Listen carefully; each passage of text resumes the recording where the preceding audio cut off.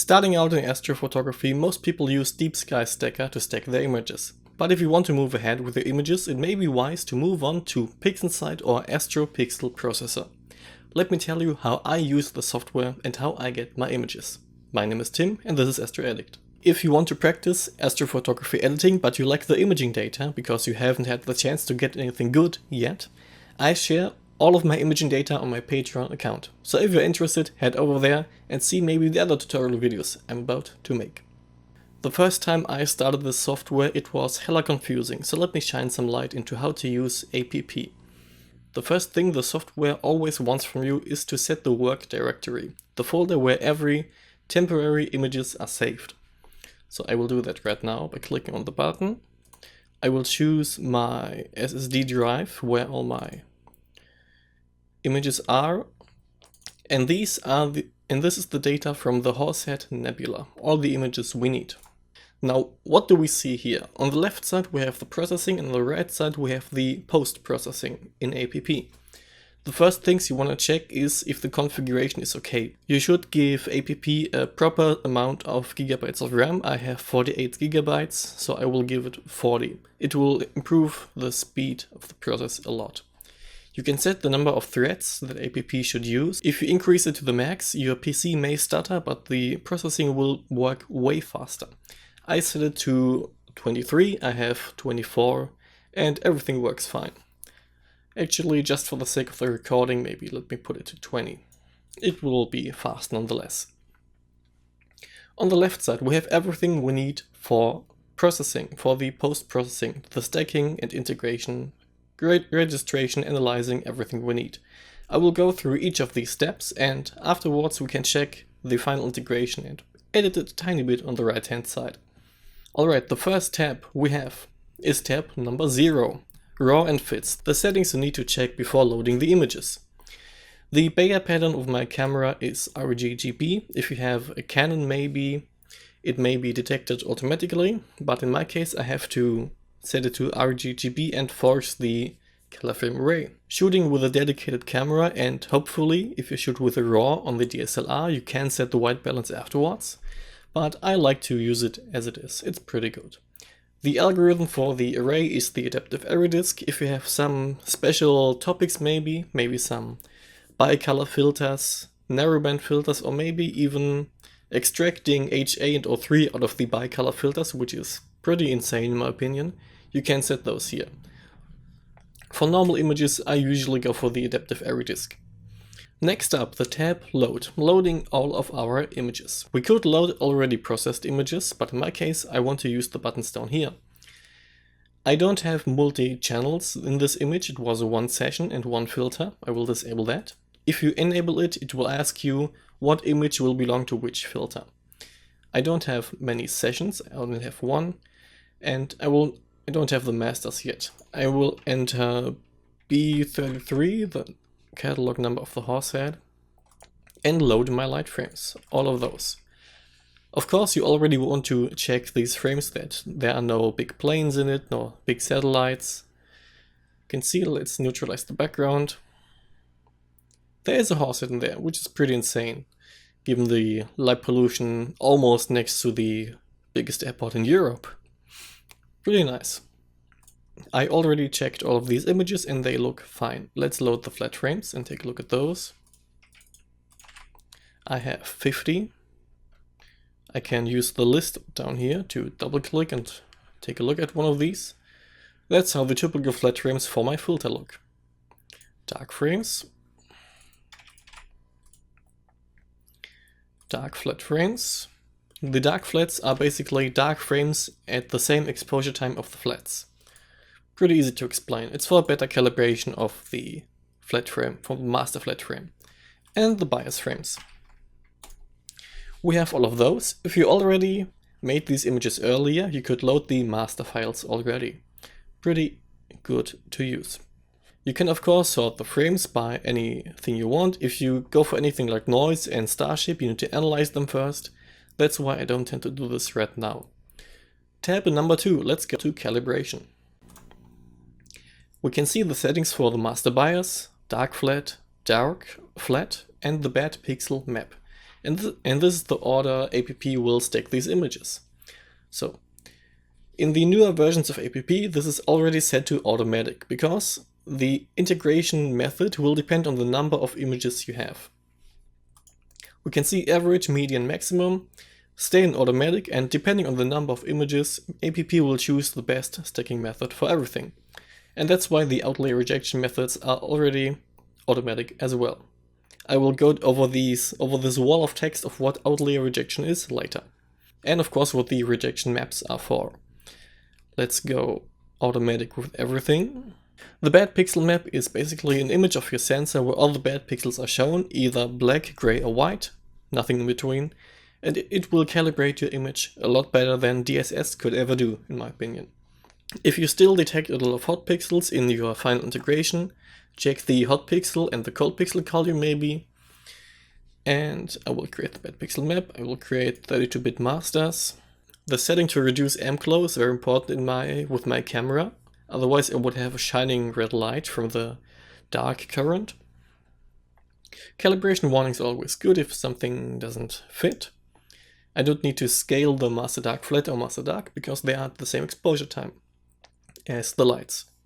So calibration looks good. I could now click on create masters and assign to calibrate the images. But I would have to click go on every single of these processes.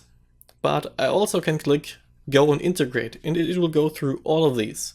So let's go to tab number 3, analyze the stars.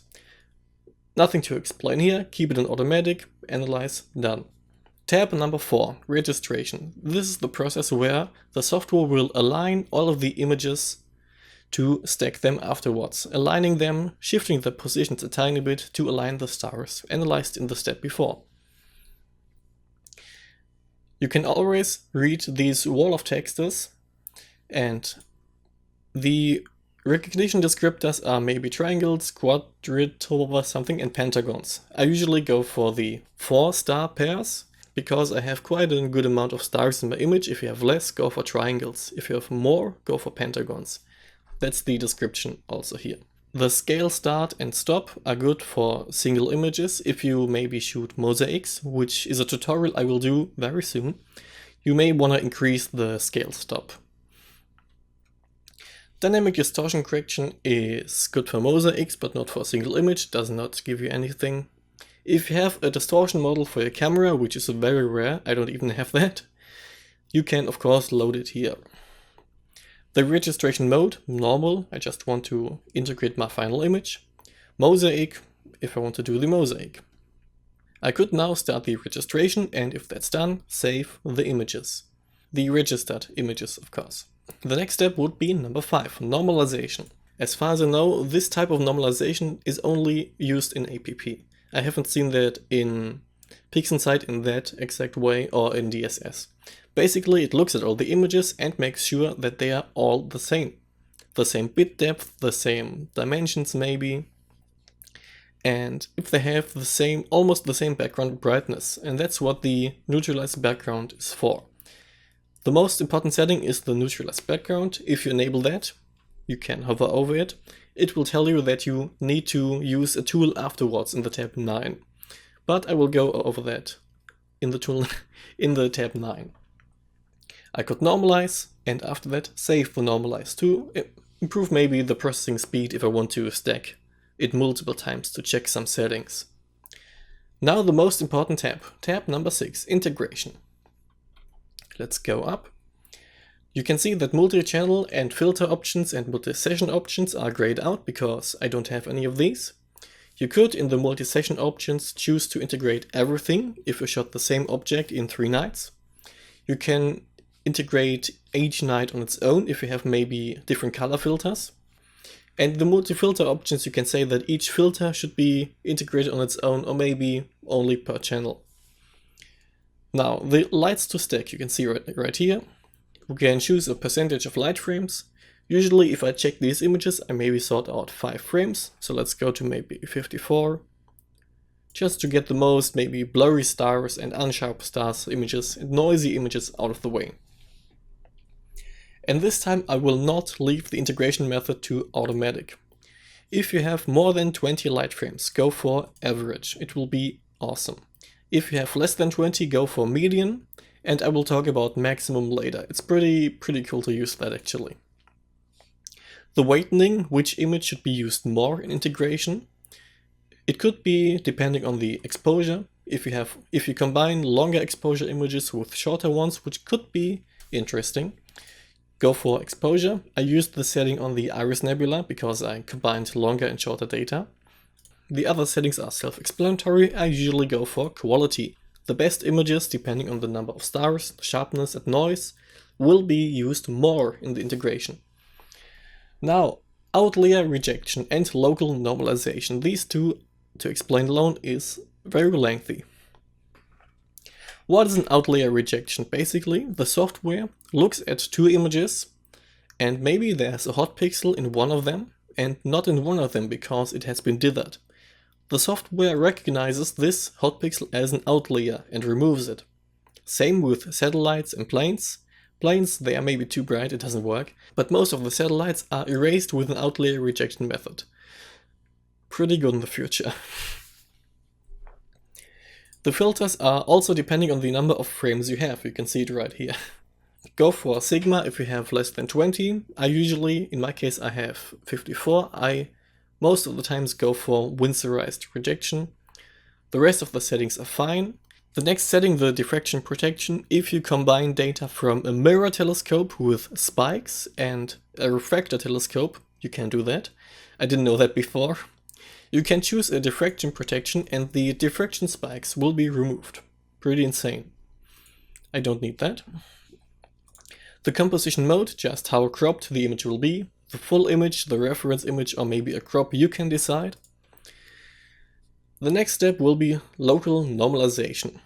If you enable this, APP will look at each image and each channel of each image, compute an average brightness and make sure that all these brightnesses are on the same level. This calculation takes a lot of time. If I want just to look at the preview of an image, I don't use this. But most of the times, maybe if the object rises in the sky and the image gets darker and better signal to noise ratio, I usually go for first degree, just a very slight correction. If you encounter a lot of brightness variation in your images, you may want to increase this. Multiband blending is an option mostly used for mosaics. I will go over that in the next video. The output maps are images that show you which pixels have been removed. We don't need any of these. And the next pretty interesting topic is Drizzle integration. If you don't know what Drizzle is yet, Drizzle is an algorithm produced by NASA, I think, for the Hubble telescope. It will basically scale up your image, but without any loss of resolution. It will compute new pixels and sharpen the image while upscaling it, which is pretty insane. Two factors need to be set before you use drizzling. First, your data must be undersampled.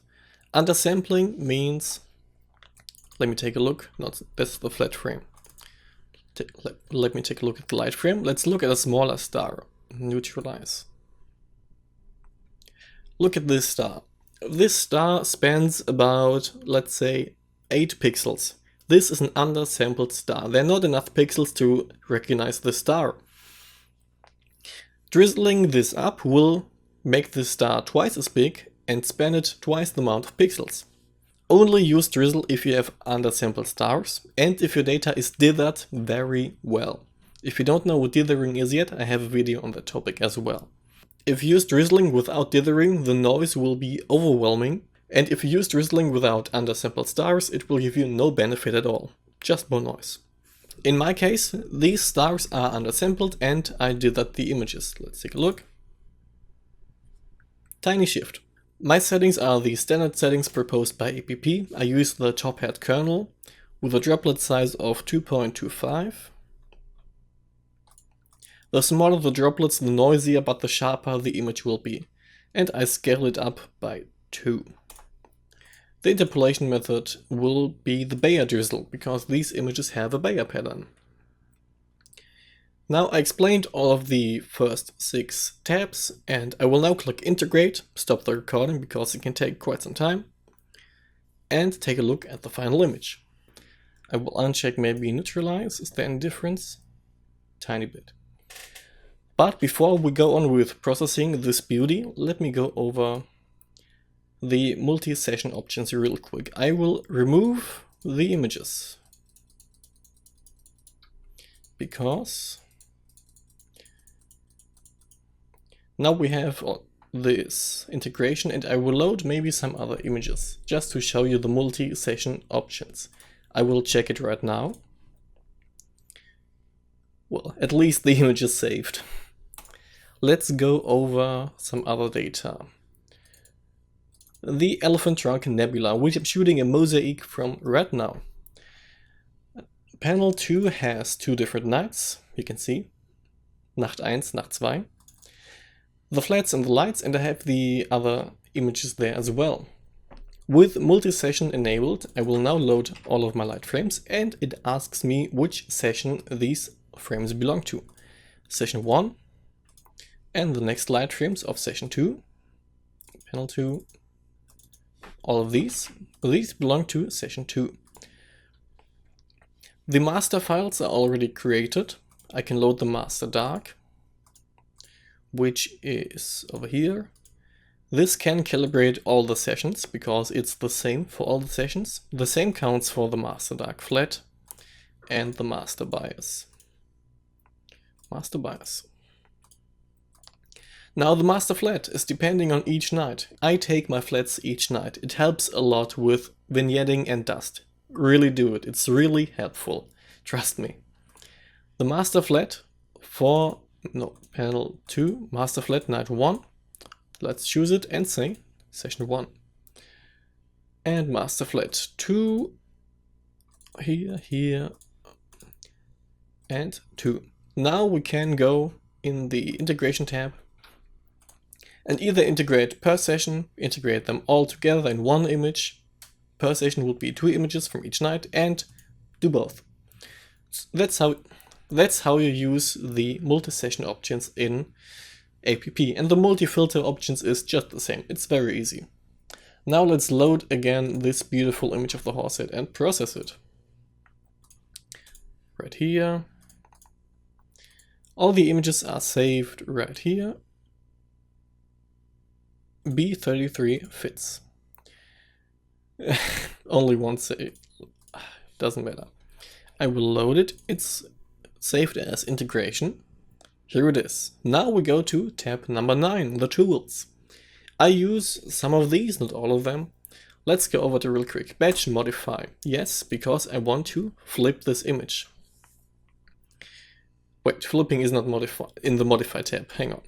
This is the cropping menu. I usually crop my images here by dragging the rectangle. That's not good. Maybe a bit more further in to get rid of all the artifacts at the edges. You can set many different values here, and if you have set anything, go for OK. In my case, crop OK. And it will save this image as a new file. This new file is on the bottom, and we can load it. The cropped image. Now let's rotate this beauty. Flip, flip, show.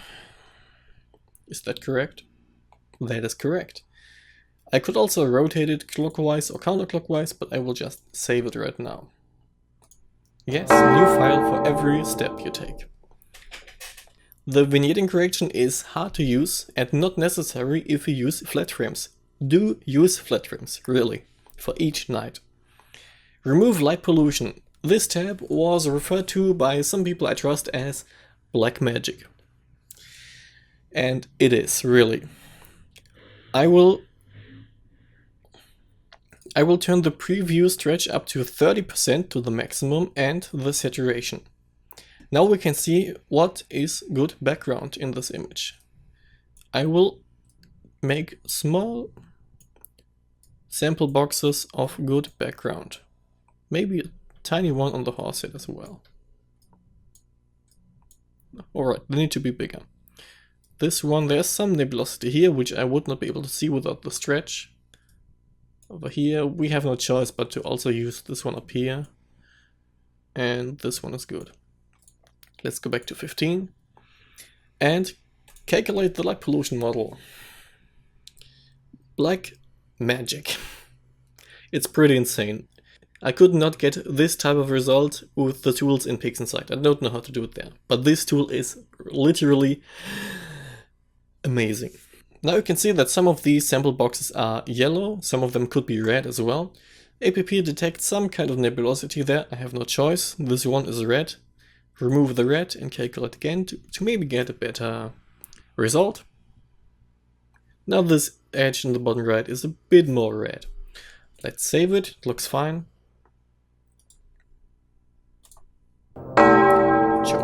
Choose the new image. Alright, the next step would be background calibration. If you do light pollution removal, the background calibration is already in there, so we don't need to do that. But it would be the same, just mark the background with sample boxes and click go.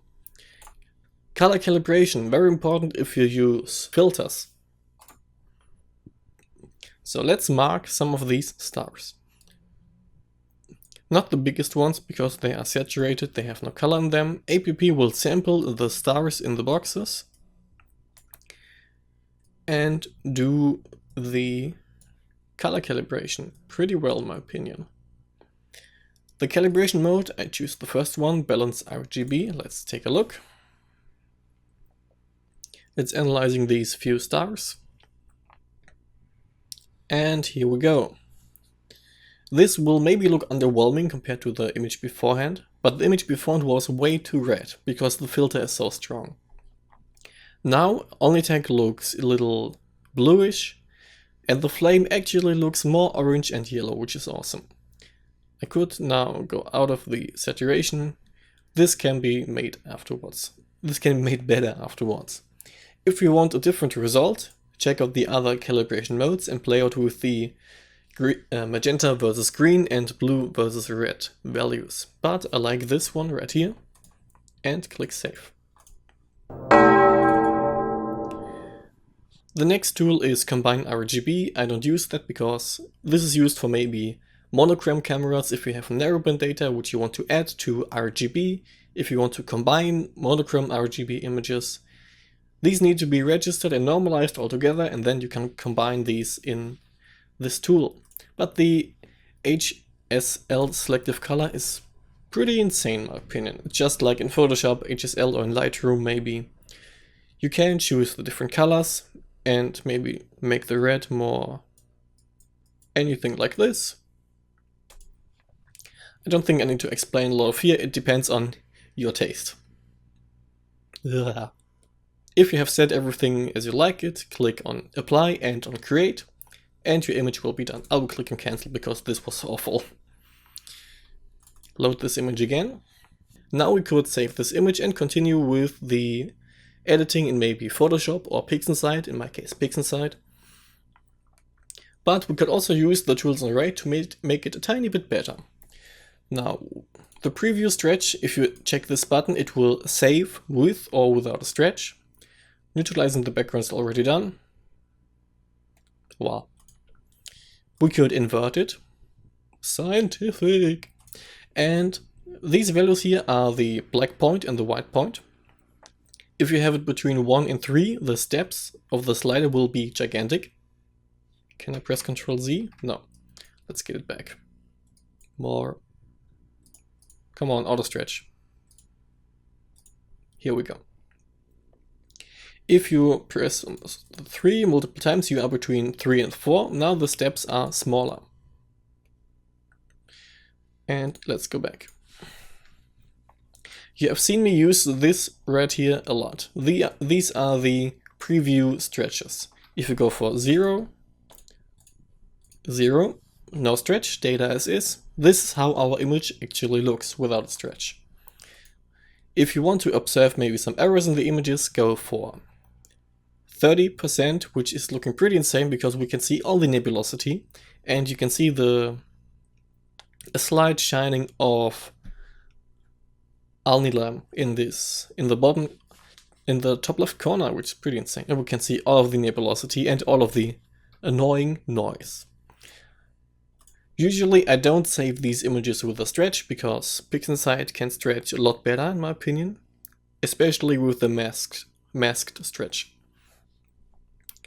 We also have, if we check saturation sliders over here and contrast and sharpness sliders over here. You can adjust these to your liking and save this image with the save button, with or without the stretch, as you like it. Alright, and the last thing I want to talk about, as I mentioned earlier, is another integration method, maximum. Stacking in general is used to remove hot pixels, cold pixels, noise, satellites, all of those, to minimize those. But if you want to take a look at all of these errors in your images, you can choose maximum and all of these errors will shine through. I hope you enjoyed this tutorial on APP. If you have any more questions, you can of course leave them in the comments down below. APP is my favorite tool to stack. The price tag is quite hefty, but the difference you see when moving from DSS to APP is astonishingly great. Even though I have PixInsight, which many people think is the best option you have, even though I have that, I tend to stack in APP because some of the stacking methods in PixInsight are quite new to me and I don't know how to use them correctly yet. You saw that I'm working on the mosaic image right now, the Elephant Trunk Nebula. It's a really big project and I'm happy to have almost finished it. It's a hell of fun to be out again in the night. I think I will go out again tonight already and do maybe the last night if it goes well without clouds. The other thing APP is known for is mosaic integration. Mosaic integration in DSS is not possible. It takes a hell of a time in PixInsight and doing it in Photoshop is a pain in the ass. But if you do it in APP, it will be fast, simple, easy. I will do a video on how I edit my mosaic image the next time with APP. And as for me, my name is Tim, I'm an Astro Addict. I wish you clear skies and may the night be with us.